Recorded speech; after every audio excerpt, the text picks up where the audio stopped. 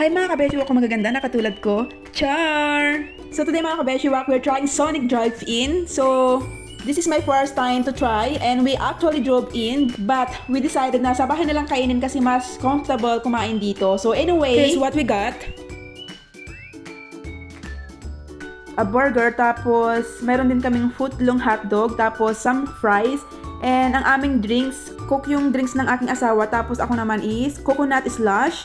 And everything looks so good mga kabeshi. So itong footlong natin is ipapatry ko muna dito sa aking asawa kung magugustuhan niya ba. So kung makikita niyo mga kabeshi, wak super laki niya, nakakatuwa. Baka kung anong iniisip niyo dyan ha. Char! How is it? It's good. Really? Rate 1 to 10. 7? So 7 lang daw yung rate niya dito sa ating footlong. So ako naman, i-rate ko siya kung magugustuhan ko ba yung kanyang lasa at yung kanyang laki. It's not bad, baby. Not bad. I like it. Laki ng hotdog ng aking asawa.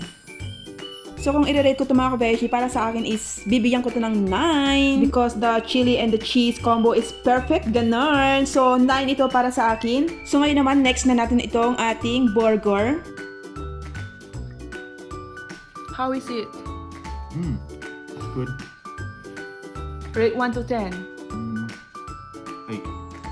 So 8 yung kanyang rate, tapos tinikman ko din itong burger and para sa akin, not bad. So far, okay naman yung kanyang lasa. The patty is juicy, tapos yung bun niya is soft, ganun. So for me, 8 na rin yung ibibigay ko dito sa ating burger kasi mas gusto ko syempre yung ating footlong, ganun. So mga kabeshiwak, ang masasabi ko naman dito sa ating fries, to be honest, they are kinda salty and most of them look like leftovers, ganun. Kasi naman, kaya ako sinasabing parang leftovers siya kasi yung sa ibabaw, malalaki sila. Pero sa pinakailalim niya mga kabeshi, napakaliit na para bang tira-tira na lang ganun. And then para sa akin parang na overdone yung pagkaluto ng fries. Tapos para sa akin too crispy on the outside and almost hollow inside, ganun. Pag masyadong na-overdone yung pagkaprito ng ating fries, yung kanyang potato flavor is nawawala, ganun. So anyway mga kabeshiwak, yung kanilang coconut slush na super nagustuhan ko siya kasi super refreshing. Tapos ayun, nagustuhan din ng aking poging asawa. So anyway mga kabeshi, tapos na po ang ating Sonic food review journey. So, overall mga kabeshi, for our first Sonic experience, I'd say the food was good, ganun. Maliban lang sa kanilang french fries, ganun. Tapos yung kanilang drinks, so refreshing, ganun.